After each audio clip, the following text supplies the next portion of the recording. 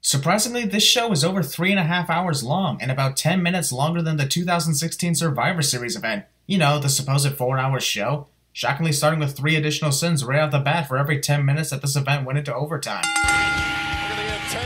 Airborne is fucking awesome. Amazing how for a SmackDown pay-per-view event, the lighting is mainly red. Yeah, I know it's to give a sense of reality to hell, but I'm just saying I actually thought it was a Raw show when I entered the arena. And hey, I think I see myself in the crowd. Kofi Kingston treating a cereal box like it's a soccer ball. And one team leaves hell in a cell. Technically, they both do once the match is over, otherwise the New Day would still be inside the cell to this day. Got the keys! Kofi getting sexual with Xavier Woods and Big E. This is getting creepy here.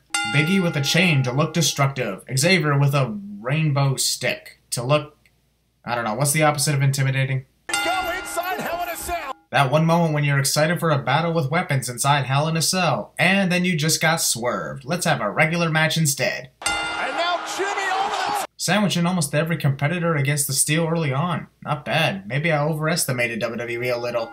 Just a little. Oh, and Big E! Wow, Jimmy Uso definitely got a good portion of that hit. Big E went literally headfirst into the cage, so it begs the question, why bother doing suicide dives outside the ring into the cell when the wrestler delivering the dive is the one that's gonna get hurt the worst amount? It's about weakening your opponents, not yourself. Oh, wait a minute.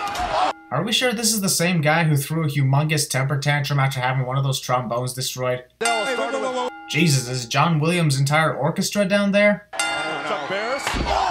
I'm a drummer, so I take offense to this. Going up to the top. I'm surprised Jimmy didn't get suspended or fined upon breaking the chair shots to the head rule. Yeah, he threw it instead of swinging it, but it's still a chair shot and it still hit Xavier in the head. Kendo sticks would be bad stand-ins for back scratchers, mainly due to all the splinters you could receive. Jay picks up a second kendo stick, walks around with it for a while, then ultimately tosses it aside without using it. If you were never going to use the second kendo stick, what's the point of picking it up in the first place? The Usos are dicks to gongs. Don't do this! Wait a minute! Oh! About time that move was sold properly. Only took all the years of the Usos wrestling in the WWE to accomplish that. This could do it for the New Day! Haha, Big E hogs the pinfall from Xavier. Dang, earlier I thought of adding in a kendo sticks had a family you psycho sin for the constant abuse of kendo sticks, but now we literally have an entire family of kendo sticks. That and this ain't the psycho sins. Can't believe it's been a whole year since I last worked on that. Guess no sin added for this moment. Wow. The New Day doing exactly what the Usos did. When the hell did the Usos trap Xavier among a family of kendo sticks in this match? That never happened in this match earlier. You'd have to call me crazy to not remove a few sins for this excellent work of creativity from the New Day. Never thought about this happening before. Rhodes looking down. Jay interrupts what could have possibly been an epic moment in this match. On the run. Oh! This is exactly like Big E's mistake earlier, only with a role reversal. Oh, no. Oh! We interrupt Hell in a Cell 2017 to bring you Breaking Point 2009. Whoever the hell that dumbass fan was that yelled "Do something Kofi." On the outside with no access to the keys or bolt cutters, what the hell can Kofi Kingston do aside from watching? This event is nearly 4 hours long, so we definitely have time for a game of catch with a kendo stick. Oh, and now the Usos. Even though we've seen something like this before, as I said earlier, can't deny that this is what you call amazing psychotic torture inside Hell in a Cell. Why didn't the Usos just leave Xavier trapped like that? There'd be no way for him to get out of this, particularly because he wouldn't be able to lift his arms up. Big E's seeing red here. Big E's likely seeing red because a majority of the colors around this arena are red. Duh.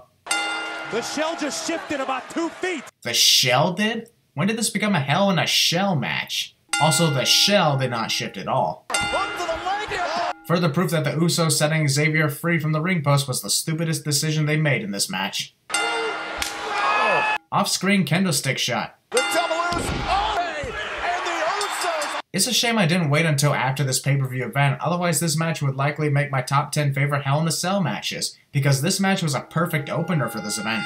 The last-minute addition of Ty Dillinger into this match, and all because he beat a #1 contender instead of the actual champion.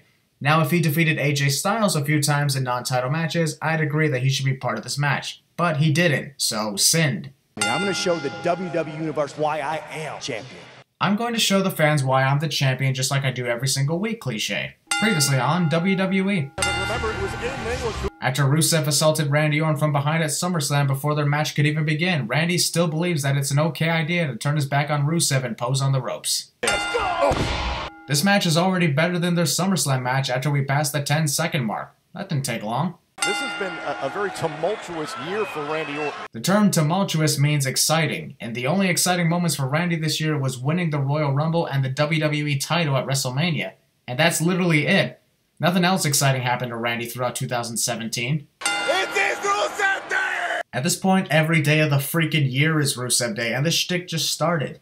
Frustration beginning to build on the face of Rusev must be headbanging to metal music in his mind.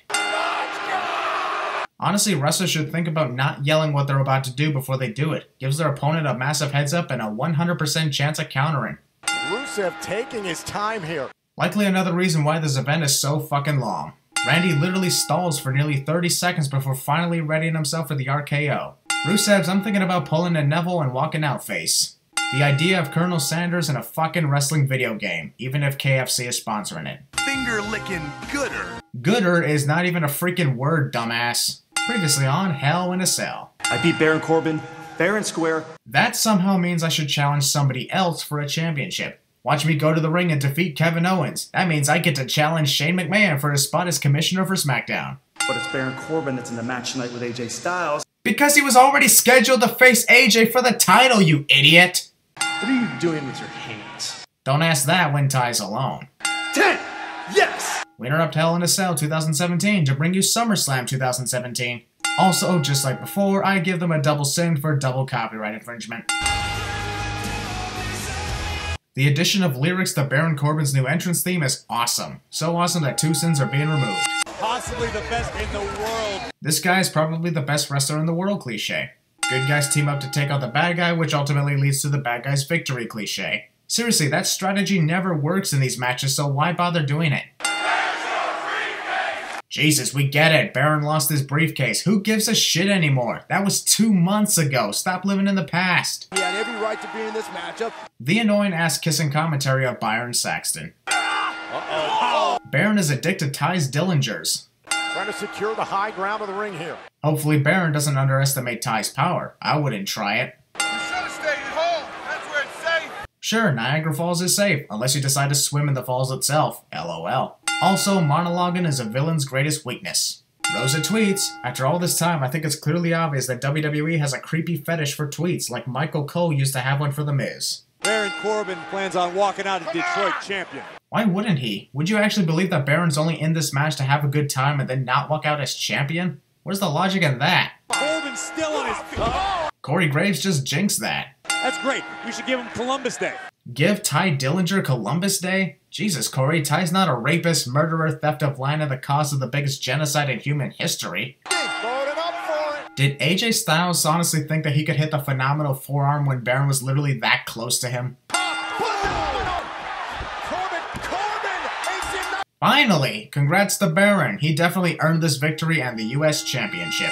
Also, to all who complain about Baron stealing this title victory from AJ Styles, need I remind you that this is literally how AJ won that title in the first place from Kevin Owens on SmackDown. Outlasted 2 of the best in the WWE. AJ Styles has only been in the WWE for a year and a half, whereas Ty Dillinger's name wouldn't even get mentioned in the conversation of best in the WWE. I will be your champion forever. I will be the champion forever cliche. Because I'm here to challenge you for that championship. Without actually earning it. Thankfully, Charlotte had to earn her shot like it should go, but what made her think she could just pull a Rocker Goldberg and challenge for the title for absolutely no reason at all? Hell in a Cell is presented by Skip! Not been as focused as she once was. See that, Natalia? That's how I bounce off the ropes. It's fun. No one cares what's trending. pretty clear. And when Charlotte... I swear, Natalia yells "do your job" to the referee like 5 to 7 times per match. And I'm just hoping I don't have to put in another bonus round for yet another round of referee abuse. gets back up to her feet. Oh, come on. There's no way Charlotte did not see that coming. now look at this. Go. Holy shit, this is literally the first time I've ever seen Natalia take nearly 10 seconds just to hook Charlotte's legs for the sharpshooter. And that just makes it even worse. No. Through the veins of the queen. How ironic that Charlotte hobbling on one leg actually syncs with a flare strut. To the knee. Oh! Oh, you can counter a spinning clothesline when you just looked up in time to see it coming, but not when you were watching Natalya the moment she ran off the ropes? WWE logic. Would have removed a sin if Charlotte hadn't missed Natalya completely. Oh well, maybe next time. Trying to get away from... You know the drill, adding in the 10 sin penalty for the 10 chance during countouts. We're halfway through this event and I almost had hope that we could make it without the need for the penalty. There it is! This sin is kind of ironic to Natalya looking like a cat most of the time. Why did she have to be such a pussy in this match and escape like that? Very, very disappointing. Natalya! Oh yeah, and post-match assault. Brace yourself. The Fashion Files. The way Byron tried to hype up the Fashion Files really makes me roll my eyes and fall asleep. Also, a show that went into overtime by almost 40 minutes somehow has time for the Fashion Files. If I saw a briefcase complete with choir music and bright lights, I put my shades on first to avoid blindness and try to find the off switch because that noise is annoying. Understandable that the main event is a Hell in a Cell match with Kevin Owens and Shane McMahon, yet the WWE title match was not placed before the main event and we will still have nearly 2 hours to go on this pay-per-view once it ends. Jinder Mahal has silenced the critics. If by critics you mean the whining, crying, moaning little babies who prefer to not listen to the sacrifice that wrestlers give every single day, then you're wrong, Byron. Only difference between them and a real baby is a real baby will eventually shut the hell up when they don't get their way. Championship has brought arrogance for Jinder Mahal. Jinder Mahal was arrogant long before he won the WWE Championship. Able to tie up Jinder Mahal here. Haha, you failed. Nakamura. Skip! Flushes the face. How about you don't shake your legs like that and just hit the Kinshasa on Jinder right away? Completely gave away your position. Uh-oh, where's Shinsuke doing? Auditioning for the role of a velociraptor for the next Jurassic World movie. What the freaking hell do you think he's doing? Mahal sense of urgency. Shinsuke's right shoulder was clearly up the whole time, yet the referee decided to count anyway. Fans and Samir trying to... Sure, the referee eventually ejects the Singh brothers, but that's where I said eventually. Like, he didn't throw them out immediately upon distraction on the apron and caught pulling Jinder's leg. WWE title. Some people actually say that Shinsuke would have had the match won had the referee not been busy throwing out the Singh brothers. I disagree with that claim, considering Jinder would have still put his hand on the rope and break the count even if the referee was there immediately. It takes nearly 140 days for Jinder to finally win a WWE title match fair and square. Hell, even a lot of the other champions who use outside interference had actually managed to win fairly within 50 days of their title reign. Jinder Mahal pulled it off. Controversy at all. Fuck you, butthurt Byron. Jinder's victory was not controversial whatsoever. Whatever happened after the ejection of the Singh brothers was clearly up to fate. Jinder survived Shinsuke's finisher, continued the match for another 2 minutes, avoided a second finisher, and hit his own to win. What's so controversial about that, asshole? You're dismissed. You may leave now. Kevin is a dick to interviewers. If I have to grind and strip... This is starting to sound sexual, Kevin. Hey, guy with the put me on TV sign. Happy now? No joke, this is the first time ever where I actually forgot that Bobby Roode has a scheduled match on pay-per-view. I guess I got caught up in the chaos we've witnessed in the other matches and hyped for the main event. Who gives a glorious shit about Hulu? Sorry, I couldn't resist. Not gonna lie, Dolph Ziggler appearing to no music and no lights on the stage was actually pretty funny. Accused Bobby Roode of being just a flashy entrance. Well, Dolph's not wrong, you know. When it comes to Bobby Roode, what do the fans remember more? His matches or his freaking entrance? I think it's obvious. And able to drop Dolph Ziggler. How the hell was that supposed to be effective on Dolph? If anything, Bobby has just given Dolph a back massage. So is the rest of the universe. I was about to put a sin in for copyright infringement, but only half of Bobby's body is doing Dolph's taunt. The other half is doing his own. So, I think I'll give this half a sin. That's pretty rare around these videos. Also, dick measuring contest between these two, as Dolph did his taunt earlier. To WWE. Got your ponytail! Everything that's wrong with WWE. Tom Phillips must have sensed the presence of Christian Maracle close by in this arena. Look like more purple right now. I honestly can't stop laughing when I look at this. Dolph has a sleeper hold locked in on Bobby, and he's literally rocking him to sleep like an adult does to his baby child. Could be in trouble here. Maybe you would have succeeded if you hadn't decided to stupidly shout glorious. Side of the face. Ironically, in the Little Caesars arena, we got a Little Caesars chant. Being sin for the irony and the qualification of random chants, but the sad truth is the Little Caesars chant was much more entertaining than this match itself. Ziggler and Victory due to grasping the tights for leverage is always a sin. Dang, immediate post-match assault. Hell in a Cell match here tonight. Byron is shaking his head with a pouty attitude at the hype of the upcoming Hell in a Cell match. The fuck's your problem, man? They had to specifically label this match as Falls Count Anywhere, despite the fact that a majority of Hell in a Cell matches were Falls Count Anywhere too. Oh my God! Fans had the audacity to say that Kevin Owens went too far by assaulting Mr. McMahon, completely ignoring the fact that Vince had literally told him he had every right to attack any McMahon, which included himself. So Vince got what he deserved for allowing Kevin to attack his family. We will strike out with massive vengeance. And ultimately fail and get our asses whooped in the end. Only the men and women who stepped inside. Only the Gren and women? What kind of gender is a Gren? The fuck? Why the hell is the door shut when Kevin has yet to even enter the goddamn cell? Whose decision was it to close the door before Shane McMahon's opponent showed up? He can't even get enough gumption to get inside Hell in a Cell. Maybe he can't even get inside Hell in a Cell because the freaking door is closed. Shane getting his butt photographed by what looks to be a discount Randy Savage guy. The hilarious timing of Shane's kick to Kevin being the replacement of a muted censor to Kevin saying piece of shit. Let me observe the locking of the cell door. It's not like I have an opponent right behind me who I've just brawled with the last minute. Heel wrestler assaults opponent in front of opponent's family cliche. Just feet in front of his children. Was considering a triple copyright infringement, but then remember that Shane's kids don't exactly work in the WWE, so I'll just go with a standard one. Though this was still a funny moment. I don't know if the world. Get a good shot. As if you care about the cameraman's job. This is all legal in the Hell in a Cell. In case the fans are clueless enough to believe that you can get disqualified inside this structure. Shane reacting a little too late from that clothesline. I should be your role model.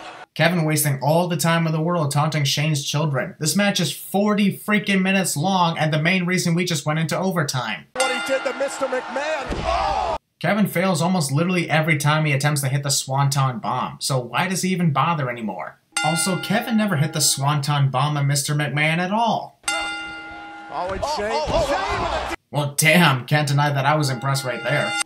Shane McMahon. Just like Kevin with the Swanton earlier, why does Shane even bother to hit the shooting star press if he never succeeds either? Frog splash that got us in this predicament.